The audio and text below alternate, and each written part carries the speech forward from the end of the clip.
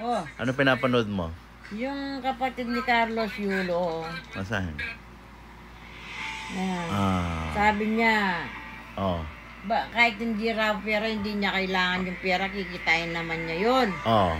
Ngayon, Ano masasabi mo?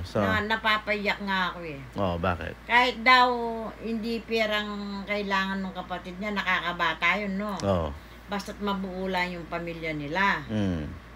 Di ba nakakasakit din ng ano yun? Ang daming pera ng kuya niya, hindi niya gusto yung pera, basta't mabuo lang daw sila. Oo. Di ba naawa si si Carlos? O, anong payo mo doon sa mga kapatid ni Carlos Yulo? Ayan o. Yung mga kapatid niya. Ito po yung pinapanood niya.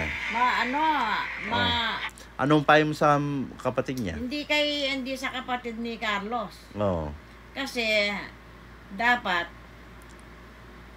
yung kapatid niya, mahalin niya kasi ganyan palang gusto niya. Yung mabuo sila, no? Diba, proud si Carlos sa mga kapatid niya. Kahit hindi pera, basta't mabuo lang sila. O, ganyan. Buti pa siya, may isip siya. Yung inaano niya yung kapatid niyang buo silang lahat magpapamilya.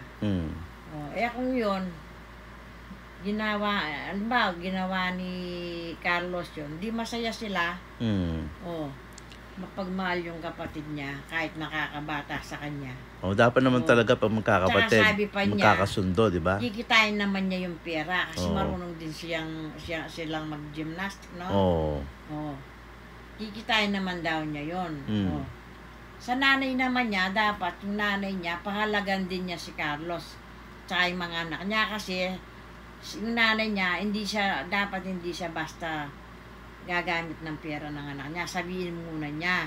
Tsaka dapat yung pinagpaguran ng anak niya, mahalin niya. Yung nakikita niyang, yung binigay ng anak niya, yung ipupundar niya yung mahalagang bagay. O, anong payo mo ngayon sa mga kapatid ni Carlos Yulo? Anong sasabihin mo sa kanila? Yun, ganyan ang gusto nila. Siguro naman si Carlos, gagawin naman niya yun. Kasi kamukha mo yung mga kapatid niya, no? Kausapin mo yung mga kapatid ni Carlos Yulo. Yun, maganda yung sinasabi mo. At least ikaw nakakabata ka, alam mo yung mabuti. Ang pangalan niya Eldrew. Oo, Eldrew, no? Nakita nga kita eh, ang ganda mo rin mag-gymnastic, mag-Olympics.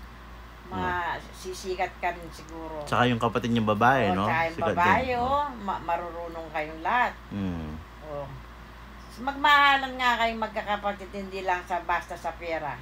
Basta yung mahalin din ninyo yung kuya nyo. Kasi kahit ganyan, mabait naman yan. Ako kaya mag-gymnastic na lang kaya ako. Oo nga, marunong silang lahat. No?